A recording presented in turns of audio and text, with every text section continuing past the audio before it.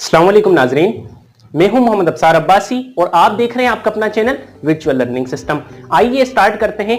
आज का हमारा सेकंड टॉपिक है पीएसटी और जेईएसटी वालों के लिए। सेकंड टॉपिक का हमारा नाम है डेफिनेशन ऑफ सेट। जैसा कि मैंने आपको बताया था कि अब हम अपने सिलेबस के हिसाब से, जो मैंने आपको पीएसटी और जेईएसटी का सिलेबस दिया था, उसी के हिसाब से टॉपिक वाइज चलेंगे।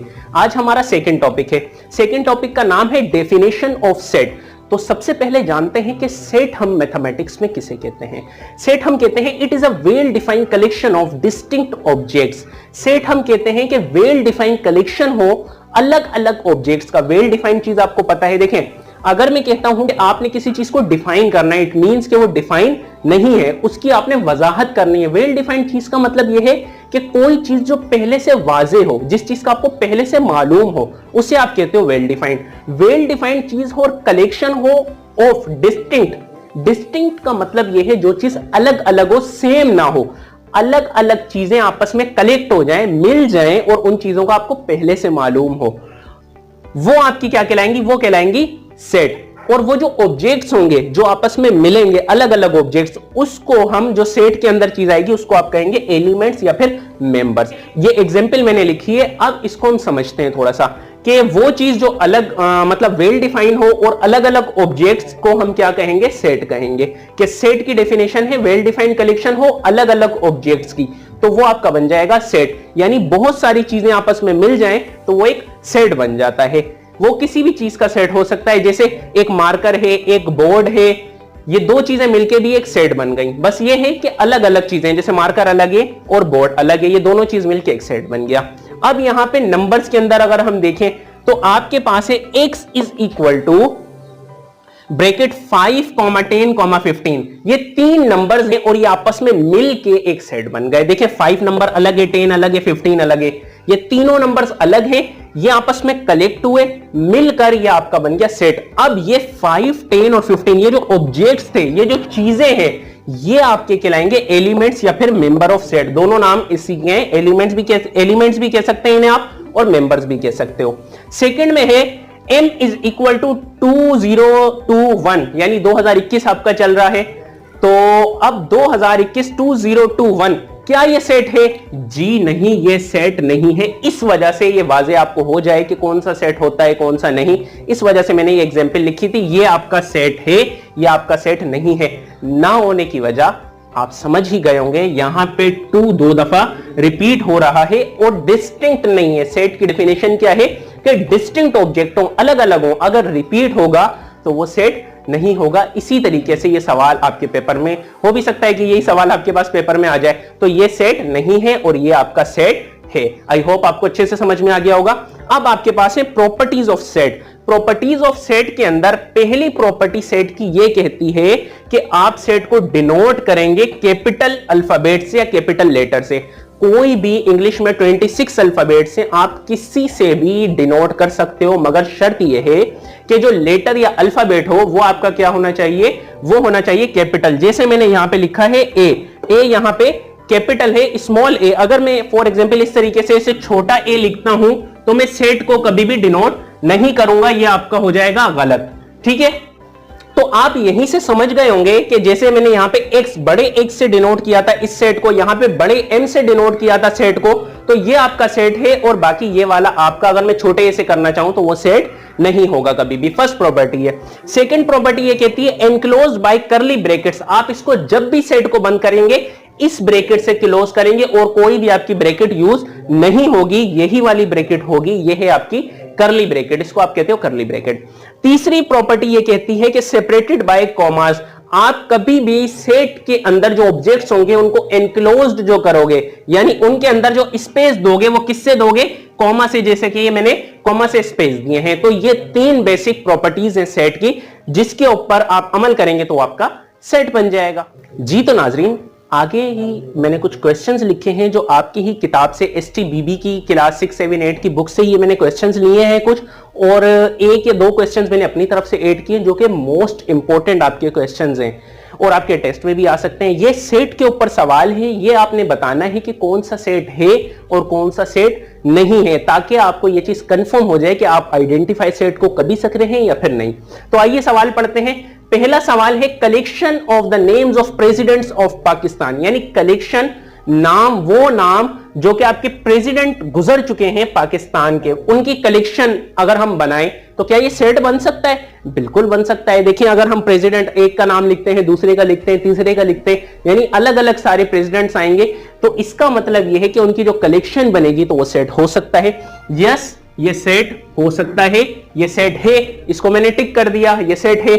इसी तरीके से सेकंड में कलेक्शन ऑफ ग्रेटर नंबर्स, बड़े नंबर्स, क्या ये सेट है? आप यहीं से समझ गए होंगे ये सेट नहीं है। वजह ये है, बड़े नंबर्स कौन से? अब आपके जहन में क्या कोई वेल डिफाइंड चीज आ रही है बड़े नंबर से? भाई कौन से बड़े नंबर? 5 की बात कर रहा है, 10 की बात कर रहा है, 1000 की। अगर फॉर एग्जांपल मैं बड़े नंबर में 1 करोड़ ले लेता हूं, उससे बड़ा नंबर तो आपका 10 करोड़ है, फिर उससे बड़ा नंबर तो आपका 1 बिलियन यानी 1 अरब है। तो इसका मतलब है ग्रेटर नंबर से कोई भी चीज आपकी क्लियर नहीं हो रही, वेल डिफाइंड चीज नहीं है, तो इसका मतलब है ये आपका सेट नहीं है। इसी तरीके से collection of delicious dishes, collection of delicious dishes के अंदर यानी मजेदार डिशेस। अब देखें ये भी वेल डिफाइंड नहीं है। अब मजेदार डिशेस हो सकता है मुझे फिश पसंद हो और आपको फिश पसंद ना हो, आपको चिकन पसंद हो, इसका मतलब है हर किसी की पसंद अलग अलग होती है। तो कोई भी डिलीशियस डिश किसी एक बंदे की तमाम लोगों की पसंद एक डिश नहीं हो सकती। तो ये आपका कलेक्शन ऑफ डिशेस कभी भी सेट नहीं होता, ये भी आपका सेट नहीं है। इसी तरीके से तीसरे में है collection of intelligent students in your class, आपकी क्लास में इंटेलिजेंट स्टूडेंट्स। तो इंटेलिजेंट स्टूडेंट की जब भी बात आती है, देखिए हर बंदा अपनी चीज के अंदर एक्सपर्टीज रखता है। हो सकता है कोई बोलने में अच्छा हो सकता है कोई लिखने में अच्छा हो सकता है कोई हरकत ही हो। हर बंदे की अपनी अपनी क्वालिटीज और इंटेलिजेंस होती है। तो intelligent students in your class ये भी सेट नहीं है, क्योंकि इंटेलिजेंट किस किस्म का, किस चीज में इंटेलिजेंट वो हमें पता ही नहीं है, वेल डिफाइंड नहीं है। तो ये भी आपका सेट नहीं है, क्योंकि हर बंदा यहां पे ये बता नहीं रहा कि किस चीज के अंदर इंटेलिजेंट, हर बंदे की अलग अलग एक्सपर्टीज होती हैं। आगे है कलेक्शन ऑफ इंटरेस्टिंग बुक्स, मजेदार बेहतरीन किताबें। क्या बेहतरीन किताबें? कुछ भी समझ में नहीं आया, ये भी आपका सेट नहीं है। इंटरेस्टिंग बुक्स का मतलब क्या है? इंटरेस्टिंग बुक्स के अंदर आप सिंधी की लेंगे, क्या आप इंग्लिश की लेंगे, या आप कोई नॉवेल लेंगे, आपको नहीं पता वेल डिफाइंड चीज क्या है, तो ये भी आपका सेट नहीं है, क्योंकि सेट की डेफिनेशन ये है कि पहली चीज वो वेल डिफाइंड होना चाहिए। आगे आपके पास है collection of English teachers in your school, English के जो भी टीचर्स होंगे आप उनका नाम वगैरह ब्रैकेट्स के दरमियान में लिख सकते हैं, तो ये भी आपका सेट है।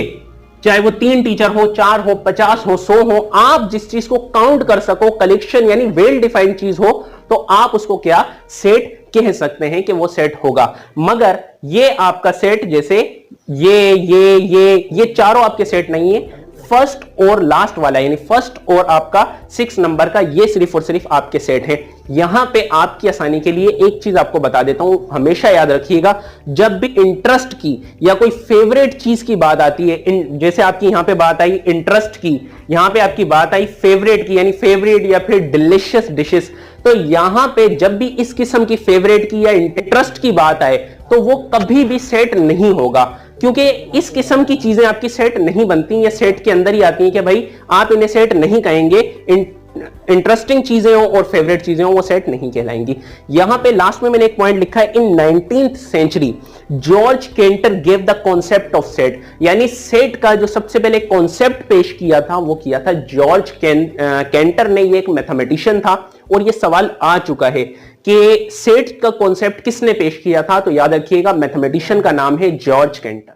जी तो नाजरीन, आज मैंने अपनी तरफ से तो पूरी आपको कोशिश करी है सेट समझाने की, और तकरीबन मैंने क्वेश्चंस भी ऐसे लिए हैं जो आपकी या तो रिपीटेड क्वेश्चंस हैं या फिर आपकी जो किताबों के क्वेश्चन है, बाहर से इधर उधर से क्वेश्चन नहीं उठाए, आपकी STBB की किताबों को ही मैंने फॉलो किया है, क्योंकि आपने देखा होगा PST और JST के अंदर लिखा हुआ है कि STBB की बुक्स ही आपके पास आएंगी, क्लास 1 से लेके 8 तक की। पीएसटी के लिए और क्लास 1 से लेके मैट्रिक तक की जेईएसटी के लिए। तो आई होप आपका लेक्चर आपको बेहतरीन लगा होगा और अच्छे से समझ में आ गया होगा। अगर अभी भी आपने कुछ पूछना हो, किसी भी किस्म की कंफ्यूजन हो, तो आप नीचे कमेंट बॉक्स के अंदर हमें कमेंट कर सकते हैं। आपको पॉसिबल टाइम के अंदर रिप्लाई दिया जाएगा और मैं तमाम स्टूडेंट्स को रिप्लाई देता हूं। तो उम्मीद है आपको आज का लेक्चर बेहतरीन लगा होगा। हमारी वीडियो को ज्यादा से ज्यादा यार शेयर करें, लाइक करें और कमेंट करके हमें बताएं कि आपको वीडियो लगी कैसे। तो हम मजीद आगे अच्छी से अच्छी वीडियोस लेके आएंगे आप लोगों के लिए। और इंशाल्लाह यह है कि नेक्स्ट वीडियो हमारी जल्दी आएगी, वो हमारी थर्ड टॉपिक के ऊपर होगी। तो तब तक के लिए अपना ख्याल रखिएगा। साथ में हमारे नेक्स्ट वीडियोस के लिए चैनल को सब्सक्राइब कर लीजिए ताकि हमारी कॉन्सेप्चुअल वीडियोस आपको मिल सके। तब तक के लिए अपना ख्याल रखिएगा। अल्लाह हाफिज।